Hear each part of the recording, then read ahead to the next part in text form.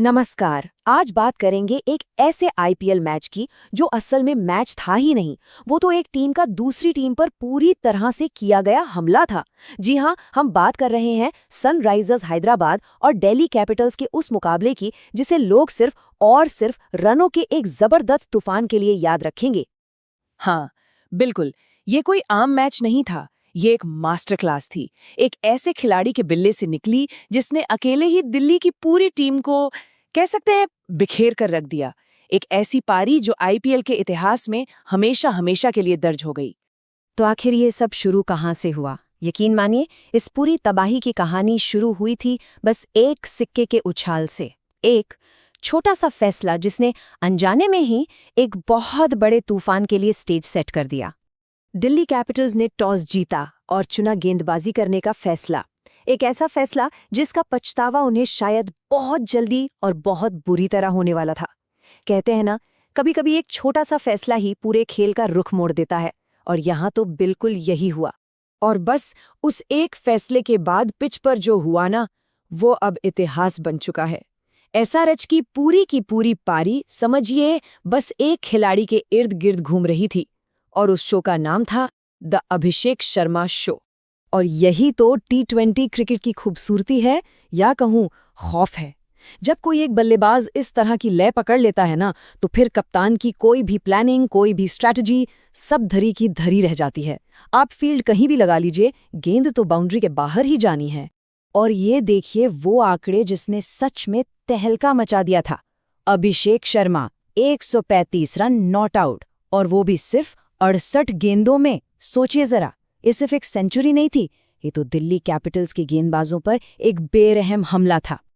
तो सवाल ये है कि रन बने कैसे? जवाब है 10 छक्के और 10 ही चौके। मतलब सिर्फ 20 गेंदों में बाउंड्री से ही 100 रन आ गए।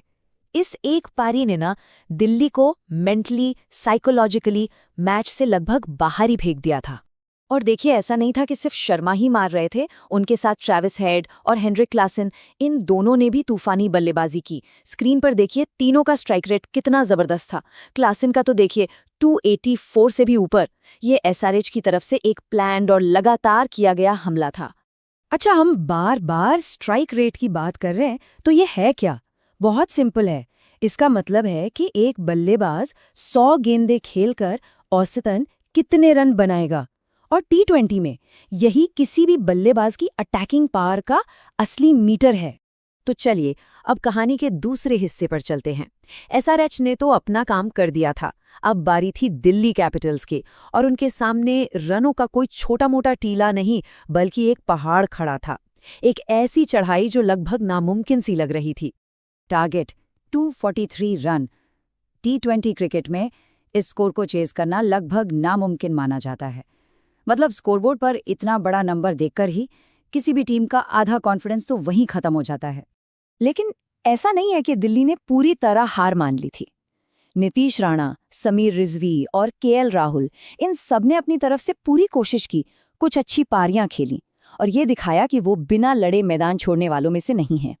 और ये स्लाइड इस मैच की पूरी कहानी कह देती है। सोचिए, दिल्ली के 3 टॉप स्कोरर्स ने मिलकर जितने रन बनाए, उतने रन अभिषेक शर्मा ने अकेले बना दिए थे। बस यही एक आंकड़ा इस एक पारी के इम्पैक्ट को बताने के लिए काफी है। तो एसआरएच का जवाब क्या था? बल्लेबाजों ने तो अपना काम कर दिया था, अब गेंदबाजों के हाथ में थी, और जवाब मिला मलिंगा के मैजिक के रूप में। ईशान मलिंगा 4 विकेट लेकर उन्होंने दिल्ली की बैटिंग की कमर ही तोड़ दी।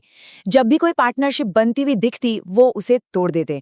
और साथ में हर्ष दुबे ने भी कमाल की गेंदबाजी की, सिर्फ 12 रन देकर 3 विकेट लिए। इन दोनों ने मिलकर दिल्ली की वापसी के सारे रास्ते बंद कर दिए। तो आखिर में ये पूरी कहानी आंकड़ों में कैसी दिखती है?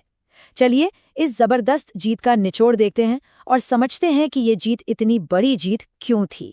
ये टेबल देखिए, ये सब कुछ साफ साफ बता रही है। सबसे ज्यादा रन्स अभिषेक शर्मा, सबसे ज्यादा छक्के अभिषेक शर्मा, सबसे अच्छी गेंदबाजी ईशान मलिंगा, और सबसे high strike rate Heinrich Klaasen. मतलब हर एक जरूरी डिपार्टमेंट में एसआरएच ने पूरी तरह से डोमिनेट किया। और आखिर में नतीजा, एसआरएच ने ये मैच 47 रनों के एक बहुत बड़े अंतर से जीता। ये सिर्फ एक जीत नहीं थी, ये एक स्टेटमेंट था, पूरे टूर्नामेंट के लिए एक वार्निंग थी। और इसमें तो कोई शक ही नहीं था कि प्लेयर ऑफ द मैच कौन होगा। जाहिर है, अभिषेक शर्मा। एक ऐसी पारी के लिए जिसने अकेले ही पूरे मैच का नतीजा तय कर दिया था। सच में ये एक गेम विनिंग इनिंग्स थी। तो ये सब देखकर एक बड़ा सवाल मन में आता है, क्या टी20 क्रिकेट अब सिर्फ बल्लेबाजों का खेल बनकर रह गया है? क्या एक ऐसी विस्फोटक पारी किसी भी टीम की जीत की गारंटी दे सकती है, चाहे सामने गेंदबाजी कैसी भी हो? सोचने वाली बात है।